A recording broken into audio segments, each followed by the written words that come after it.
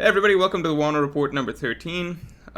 New viewers, if you're tuning in, there are 12 more of these that you can go back and check out. But for this video, it's going to be mostly question and answer. We're going to be taking some current events, questions that people have been feeding us, and kind of just responding to that. With me, I have Ohara. Hey guys, how you doing? Pleasure to be back, like every time. And you have me, as usual. So, let's just get right into it. This first one's kind of... Yeah. Ohara, what are your favorite One Piece moments? What is/are your favorite One Piece moments? Poof. Starting off with a bummer right off the bat. Didn't expect to have to think so much right from the start. Oh, okay. You want to do something else? Nope, sounds good. Let me. The next question is, can I get in on the podcast? So, no. No. Okay, well... All right, back to the other one. Yep. For me... I guess there's so many. If I had to push out a few right from the start, I'd say Robin moment at Enies Lobby for sure, one for me. Also Robin moment, her having to her mother dying in front of her eyes, her having to flee her island. That was pretty big. I think when I think of the big moments, I'm more thinking of the emotional ones. Not sure about you. Of course, there's a few really big fights. Luffy versus Katakuri was amazing. Luffy versus Lucci was ideologically amazing, I think. Enies Lobby in general, but that's not a Enies Lobby moment. Was so good. So good. Was it? You say some and I'll think about some more. Okay.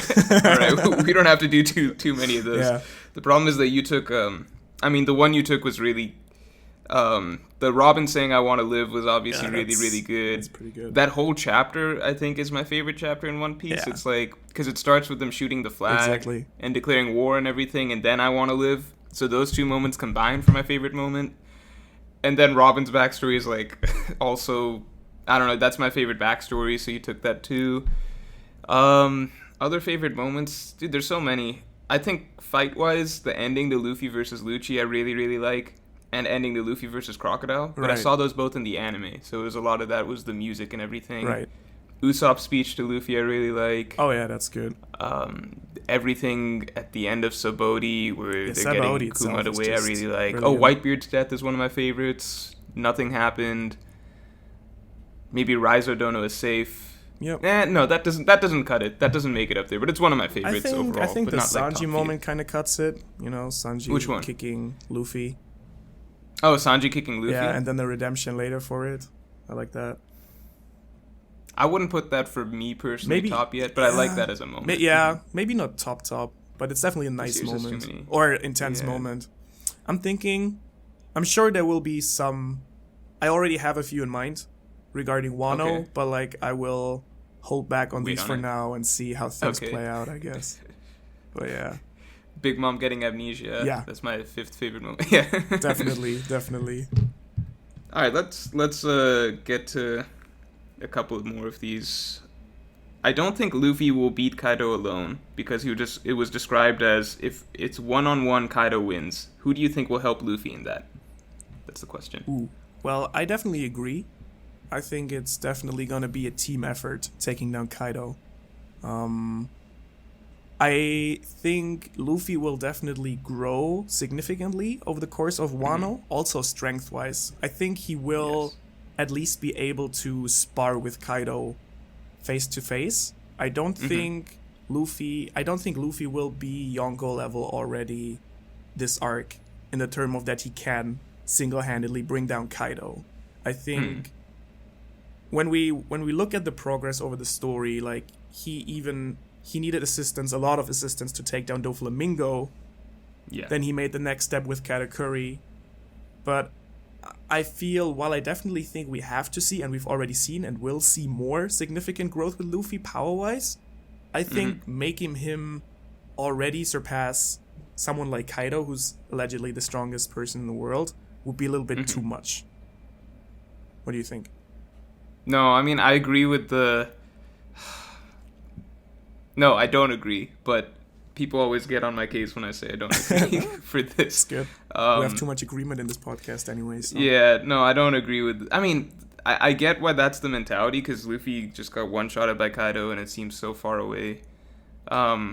I just generally have always believed that, not always, but like I generally believe that Luffy does come out of the arc at least as strong as Big Mom and Kaido, basically, because in my mind, Wano's like the second to last major saga of One Piece. I think that we're getting towards the end, and I've, even just seeing the Roger and Rocks, all that stuff, right? To me, that puts into perspective that Kaido and Big Mom aren't really the ceiling of One Piece. They are the ceiling right now, but in my mind, in the grand scheme of things, Luffy's chasing Roger and Whitebeard, so in my mind, he has to at least be, on par with Kaido and Big Mom by the end of this, before if he wants to go beyond the Pirate King by the end of the story. So that's how I view it. That also plays into some stuff that I think, which is that Luffy, when he meets Shanks, it should be as two equal Yonko. So I view that as happening after this arc. I agree. And but then, just power-wise, just strength-wise, I mean, we're both not really big fans of power scaling and like going like raw strength versus raw strength. But like, since we're really talking about the fight here, I think, as far as Oda has stated it, Kaido's probably stronger than Shanks in a 1 versus 1, right? Maybe not crew versus crew, but yeah, at least that's what. No, I would take. So at least I would take it. Yeah, at least what is suggested, right? Yes, no, I would definitely take it as, like, if I had to place somebody as number 1, I'd be like, okay, Kaido's probably the strongest. Yeah, there's a reason. So I'm not okay. I'm tweaking my answer a little bit. I view it as basically Luffy when. He probably can't beat Kaido at the end of this arc if they have to fight 12 rounds. Right. That's how I've always viewed One Piece, as like Luffy can't beat him if they go 12 rounds. Same way Luffy couldn't beat Doflamingo if it was from start to finish, in my opinion. Just based on what we saw. But Luffy can beat him. I think by the end of it, Luffy will be able to beat him in 1 round straight up, if that makes like other people can kind of harass Kaido and maybe lower his health bar a little bit. And then, but then in the final moment of the fight or whatever, Kaido's strongest attack versus Luffy's, I still think Luffy, I think the last round is still 1v1, right? But it's just made a little more believable. Right. Well, so, I mean, that's where I'm at. Yeah, I 100% agree that Luffy definitely has to be the one to take him out in the end, and also do a major part of the fighting. Yes. I just don't see Luffy going, hey Kaido, let's fight this out, and then they go for like 20 chapters, and then at the end, after 5 ups and downs, it's Luffy who's victorious. I think there's definitely gonna be people who are gonna do some damage to Kaido for Luffy to take him down, and I don't doubt that Luffy will reach Yonko level. I'm just it's just my headcanon, but for me it would rather be that he's somewhere between Big Mom and Kaido, maybe he would be strong enough to barely take on Big Mom and 1 versus 1 take her out, but then it wouldn't be quite enough for Kaido yet, or something like that. Yeah. So okay, basically the way I view it is Luffy's peak. I view it again in the Doflamingo context. Right. In my mind, at the end of this arc, Luffy's peak, if he's going all out for a little bit, I think he should be above Kaido, to give him the sort of 1v1 win that feels legitimate, but he won't have to do that over an extended period of time, because Kaido's health bar will be down. Then we're definitely on the same page. Yeah. Okay. So I'm saying peak Luffy is stronger than peak Kaido for a spurt or a bit, basically. That's how I view it. But it's going to be one of those time-limited things. Yes, time-limited sort of thing, or something along those lines. That's how I view it. Whether that's an extreme moment of, I don't know, Conqueror's Haki, or year 5th or whatever it is. I don't know exactly yet, but that's how I view it. And one thing I'll say is that a lot of people take the Kaido can't be beaten 1v1 as Oda's way of saying that, Kaido has to be beaten by a team effort. But when I read that, I took it as, so Luffy's going to beat him 1v1. Because that's just how I've... You mean reverse psychology? Thought about this. No, I mean, that's just what Luffy does in my mind. That's true. Anytime it's you can't break out if Impel down. Well, Luffy can. Katakuri can't be beaten. Yeah. Yes, he can. You can't beat Crocodile. You can't beat Lucci. To me, that's just always been the thing. Right. Luffy does what's supposedly not doable. So anytime Oda sets a thing of no, people say this can't be done, I'm so obviously Luffy's going to do that. Happen. Yeah. That's just how I view it, basically. But I might be wrong. Maybe it's a team effort all the way through. I mean, I personally also see it kind of there is going to be this pivotal 1 versus 1, 1v1, but I feel the build up to there is going to both Kaido and Luffy are going to have to face other people before. Yeah, so I think Luffy has to face Big Mom before. Maybe, so. yeah, potentially. Yeah. Like, I definitely think that both are gonna like take some damage before we're going into that fight. So Doflamingo-esque. Oh, for the record, by the way, I think that there is going to be a scene, because I think Wano parallels Thriller Bark a lot. I definitely think that there's going to be a scene where it's the Straw Hat crew minus Luffy versus Kaido beforehand. Group thing. You know, that's where Zoro can get his Enma hit in, if that's supposed to be a thing or whatever. You think Thriller Bark is the parallel to Wano? It is in a way. It's not like direct one-to-one or whatever, but a little bit. It did foreshadow a lot of stuff so far, That's true. I think.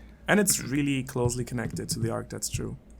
Really, I also really feel, I don't know connected. about you, I really look forward to rereading or rewatching Thriller Bark, because I feel under this context that we've got in Wano, it'll be a lot more interesting with all the rocks things, like seeing Dude, those... even that, you saw that Twitter stuff, right? The zombie generals or whatever that were...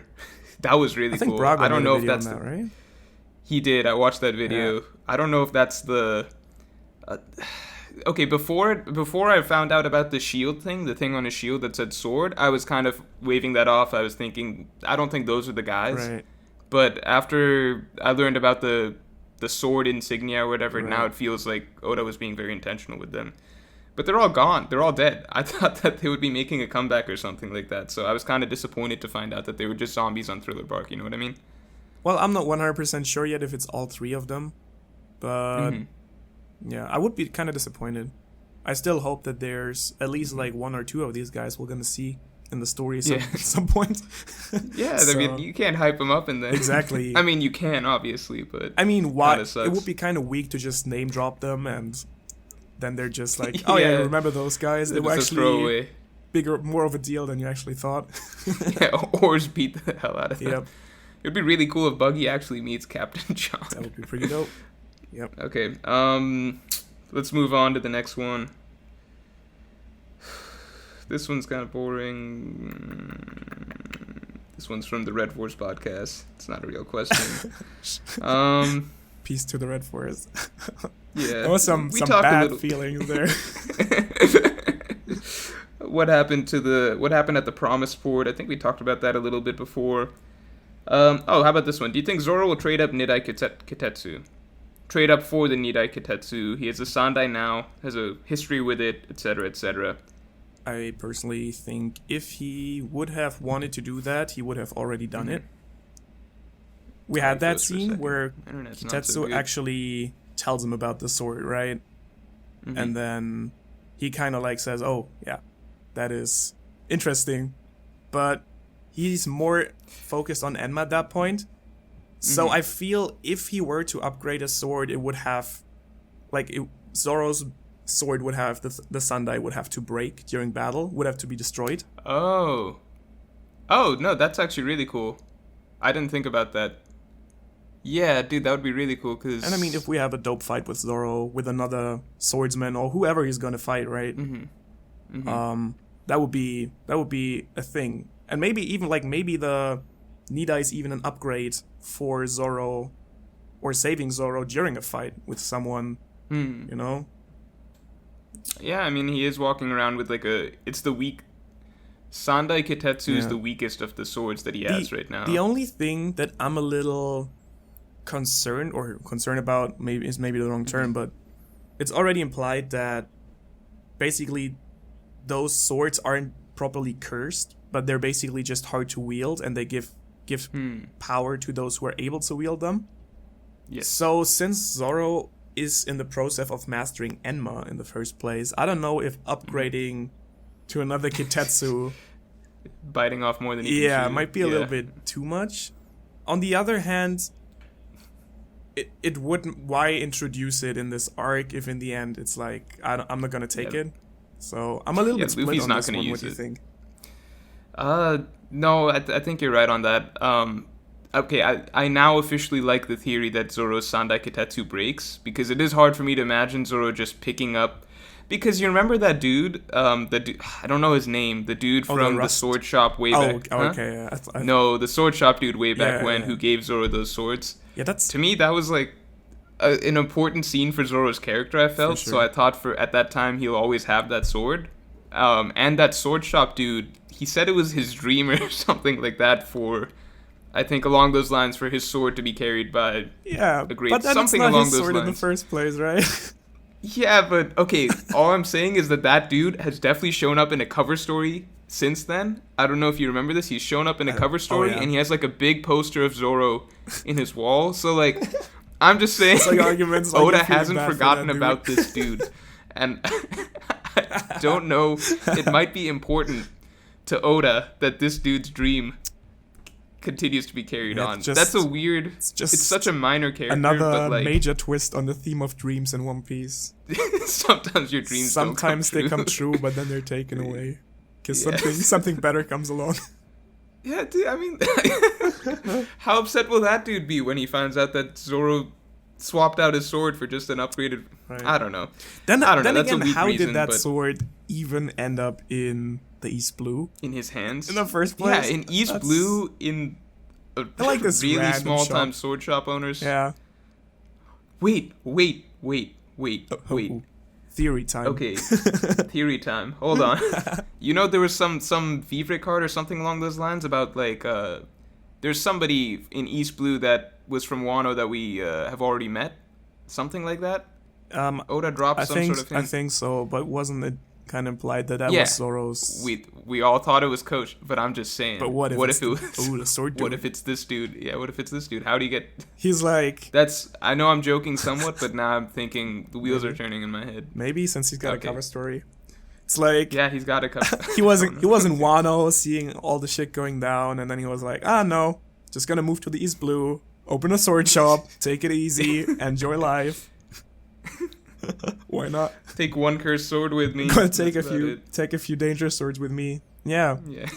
Well, I mean, it's pretty interesting also that it's like it was stated by Hitetsu that the Wano Ichimonji was crafted by the same guy that crafted Enma. And then there's the whole name thing where it's the same name as the village that Zoro. He didn't go like the thing with Zoro is. I think people keep forgetting about his backstory, that he didn't grow up in that village. Like, he was there. He arrived there when he was like, I don't know, 8, something like that. And then he stayed in that dojo because he couldn't take down Kuina. So he stayed there because, like, he hit a limit. But before that, Zoro was just, like, walking around from dojo to dojo, challenging people. That's so wild. He's just a kid. Yeah, it's pretty wild. But I feel like people confuse it that Zoro grew up in that village. And we just never met his parents, but that's actually not the case. Like, he was walking around. I'm not sure if it was like on the same island or if he was actually changing islands to get from dojo to dojo. But it's not where Zoro's from originally. So when people say, "Yeah, sure," like the village is called that way because Zoro grew up there, and then it's gonna be Zoro's family. But he kind of just ended up there by chance, more or less. So. I didn't actually see, for some reason I've not tried to think too much about Zoro's past before this arc in general, because I think I just like the idea that he popped up from nowhere. But now that all this Wano connection stuff has happened, I've been trying to open myself up more to the possibility that he's some descendant of Wano. But what you just said, I didn't remember that. At least, yeah. Yeah, so I didn't remember that either, that he wasn't specifically from that village. I haven't read those chapters in a long time. Yeah.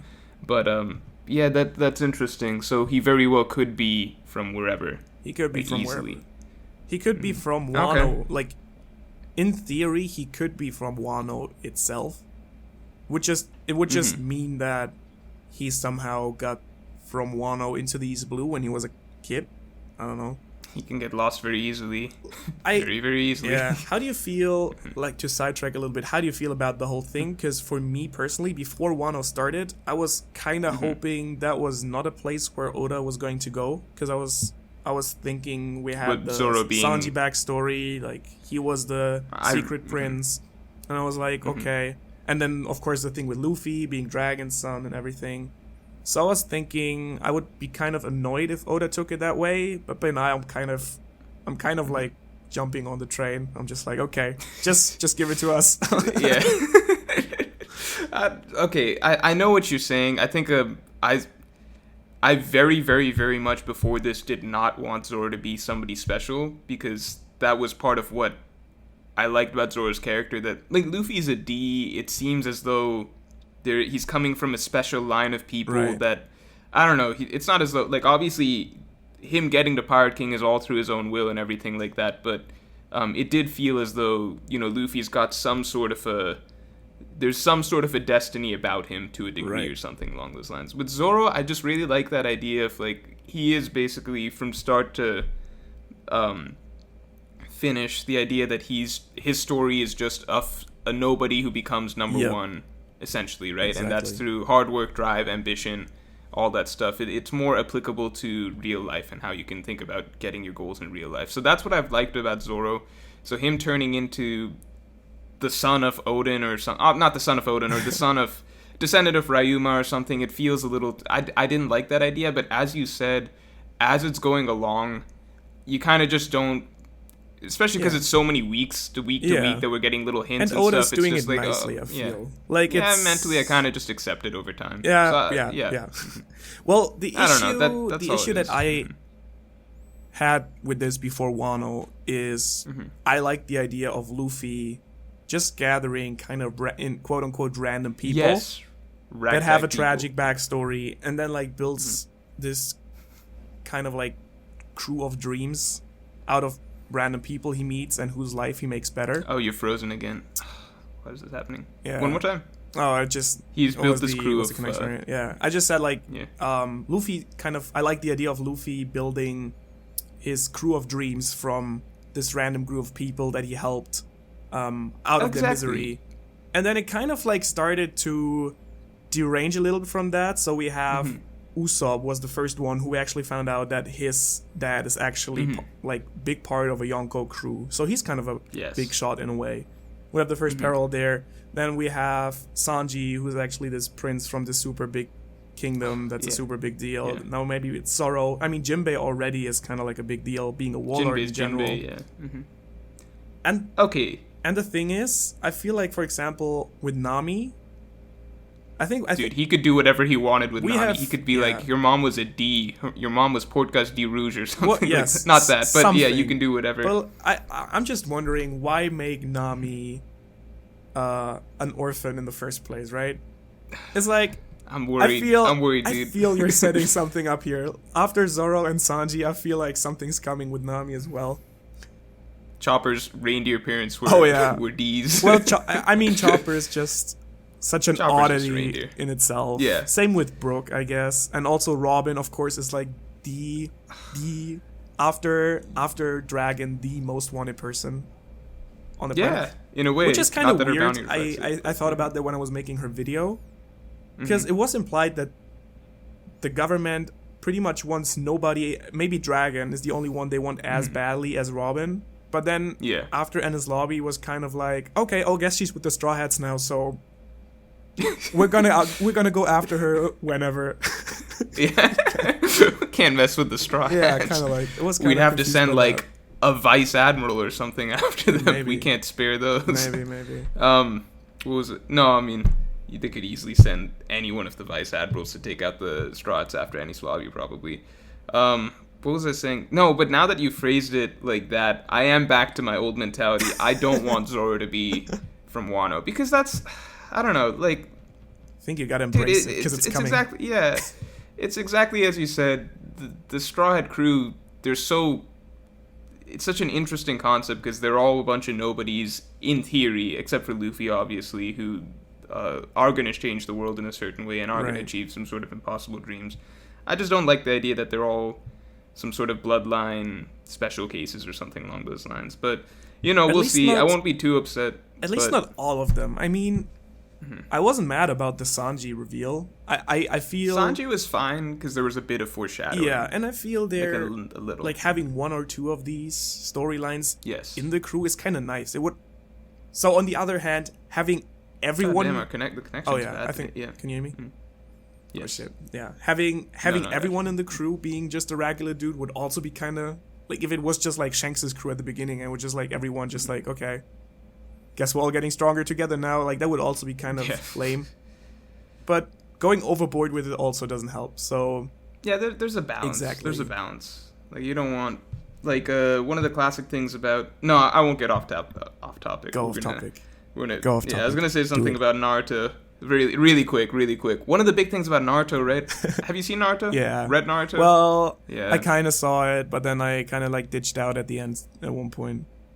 Oh, good call. So spoilers for people who have not read / seen Naruto. This will take like 30 seconds, but like, the whole point of the early on in the series was that Naruto didn't have talent and he was kind of a nobody, a loser. He didn't he was. He didn't have anything special about him, but he was going to try and succeed regardless, despite not having any of that, right? And then later on, by the end of the series, we find out that he actually comes from, he's the literal reincarnation of, basically... Sorry if I'm butchering this, but this is what my vague recollection of the ending of the series, but, Naruto's the literal reincarnation of basically, the sons of the god of ninja, basically, and he's always been extremely strong in all of his incarnations and everything and has, crazy he's always been destined. Yeah, crazy bloodlines. He's always been destined to be extremely strong. I don't know. It just defeated the whole point of it. Nah, One Piece is not like that in that sense, but I still like the idea of Straw Hats aren't all destined to be strong. Makes it interesting. I mean, also in the case of Sanji, being fair, he still kind of came from nowhere, because when he left his family, he was so small that it kind of didn't really leave. It left an emotional impact on him. Yeah. But just because he was part of the German kingdom didn't suddenly make him kick harder when he was raised by Seth. In fact, it was very specifically made a point that he didn't get to benefit from any of their genetic bloodline so that was stuff. Kind of he was just a random little kid, basically. He was a little kid who happened to be born into the royal family, but that he didn't have anything special about him because of that. So I mean, that worked as well. So in that case, I felt that worked. Like you said, it worked really well because it made his character a lot deeper, and also emotionally, and also gave us a bit of connection to the new world with one of the Straw Hats, which I think was nice.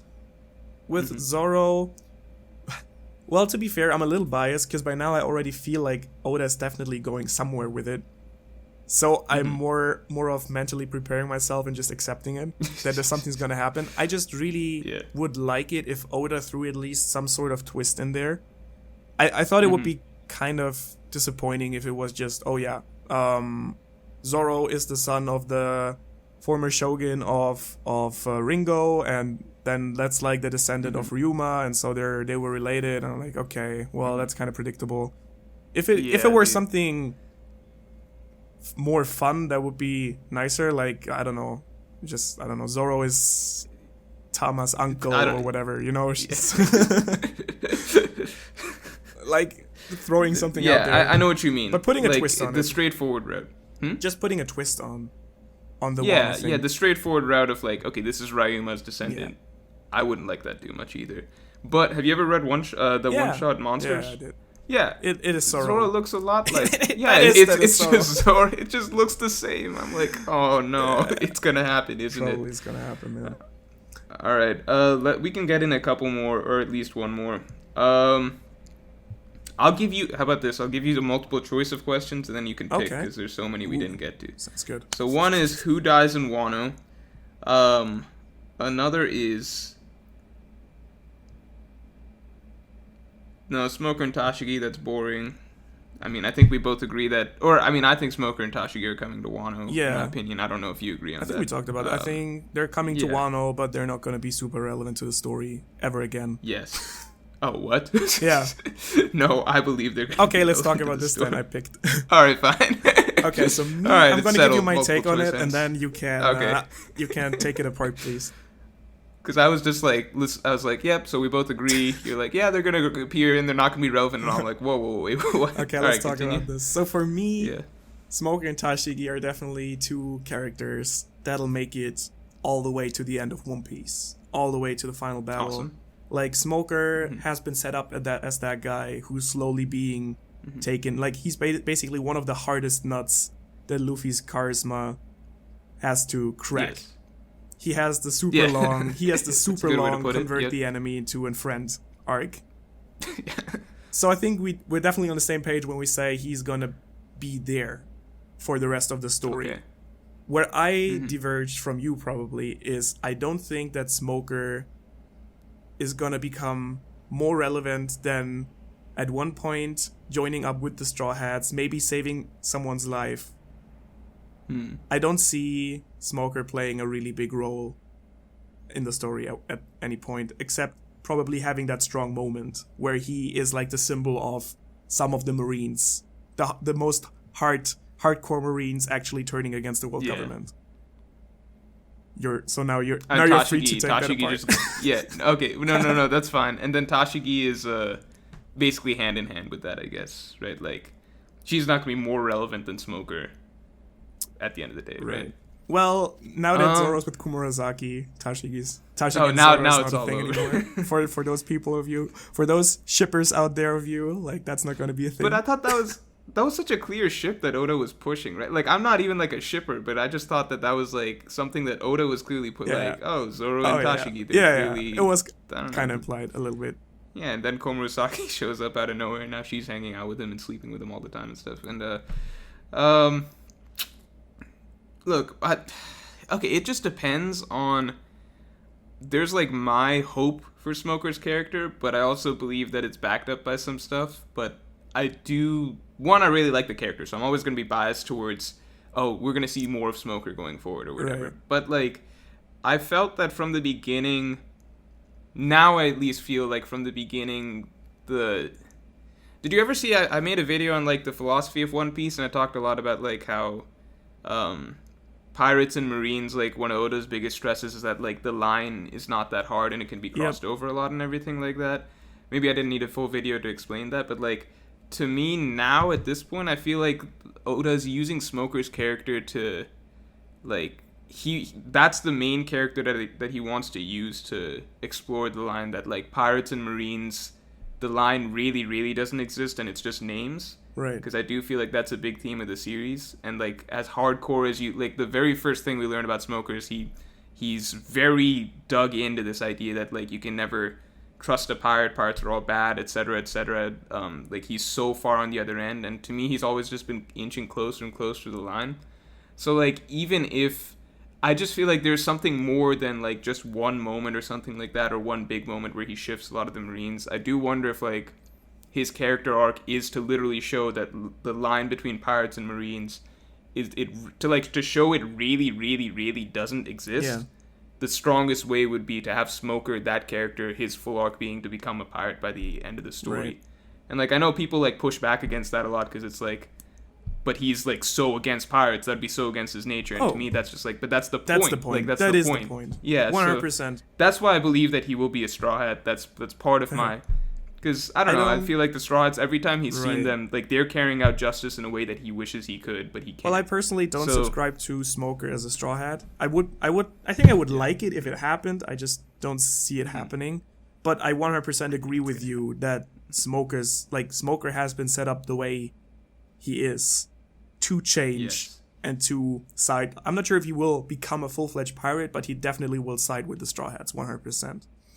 The only thing he's got to be a full-fledged pirate. The only thing I'm a little skeptical is that there are a few other Marines that kind of could make that cut and take that role. Aokiji, Kobe are definitely two characters that might fit into that category. And lately, even maybe not in that way or form, but even the Kainu feels like a character that's slowly being set up to more and more disagreeing with the way things are handled.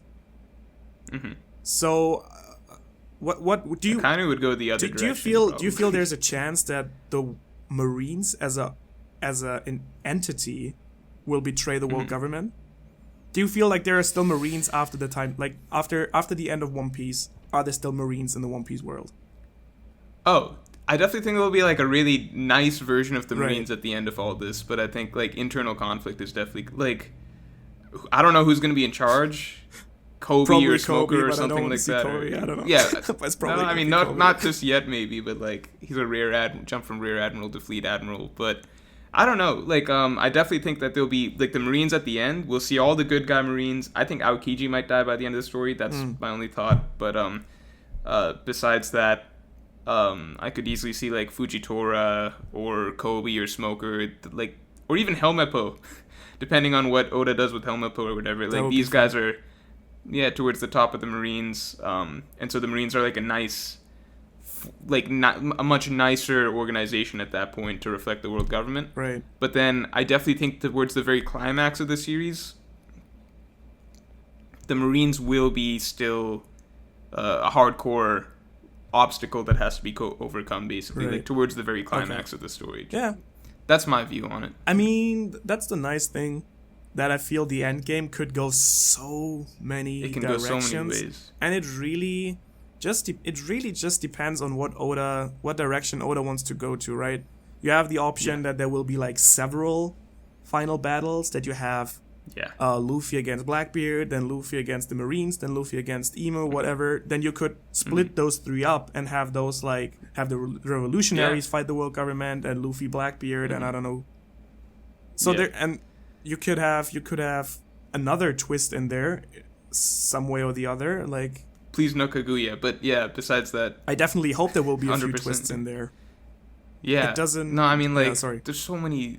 No, go ahead. Like, there's just so many. I'm just thinking, like, for example, one idea that I kind of had in my head for some, like, it's not very probable, but I kind of, for example, would like a twist, like having Blackbeard in the end turn around and fight side by side with Luffy. I know it's not very likely. I just think, like, having a twist like that would be really, really cool.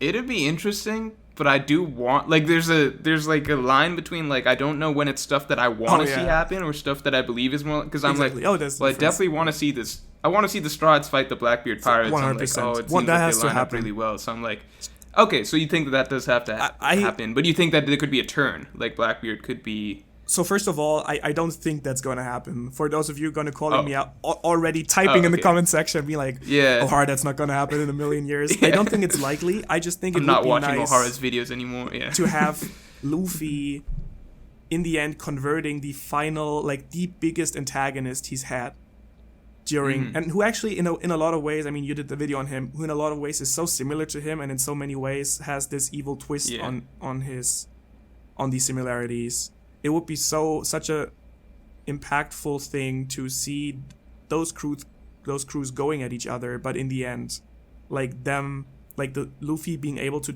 bring Blackbeard to his side, that would be a pretty cool twist. I don't see it happening. Like, I don't think it's very likely. I see what you're saying. Cool. Like, it's an interesting avenue that Oda could go down if he really wanted to show something about something. I don't know, like some message or some theme or something. And I mean, like that. It also depends how strong certain characters will be by the end of the story. So I think Blackbeard, it's been pretty clear that, like, the similarities between him and Shanks and, like, his crew and Luffy's crew, that will not be a fight that will most likely have a lot of assistance in it. But then for the battle afterwards, potentially, where we have potentially the Marines or Emo or whoever, depending on how strong they are, I definitely think that the Straw Hats will have to team up with strong people who might have been enemies in the past, if you know what I mean. Yeah. If basically Im is the end all be all, exactly, which he very arguably is. Well, from the way it's framed, or literally sat on that throne and it was like he's the ruler of the entire world or whatever. So he's it's Kaguya. And what's it called? Kaguya is that Kaguya? Yeah, he's not Kaguya because he's been introduced so far ahead of the in disguise. It's just like switching. Yeah, Kaguya takes off the final twist, takes off his mask or whatever. It's like, it was Kaguya. All right, we're gonna call it on this. I hope you all enjoyed this podcast. You can follow us on Twitter if you want. You know why we had so many questions to answer this time. Mostly we didn't get through them, but you can give us these questions on Twitter if you follow us. We're picking the best ones. So you can follow us at Mr. Morgeman and Ohara the Fox. Yeah. I'm disappointed. Okay, I thought you knew that by now. No, I did know it. Or did you just want to give me... I thought that you wanted to... maybe I should have just said... Next time I'll just say it. Yeah. Yeah. By the way, you can follow us at Mr. Morgeman and at Arthur the Librarian. Oh yeah, that's true. And that is true. That is. I'm not Arthur of the Library of Ohara. In case you're ever wondering. I mean, you don't even get mistaken for that anymore. That is I think. Else. Not at all. Yeah. Okay. But that's all for this podcast. Hope you all enjoyed. Cheers, guys. Subscribe to Ohara's channel. Subscribe to my channel. Subscribe. Make sure to subscribe now.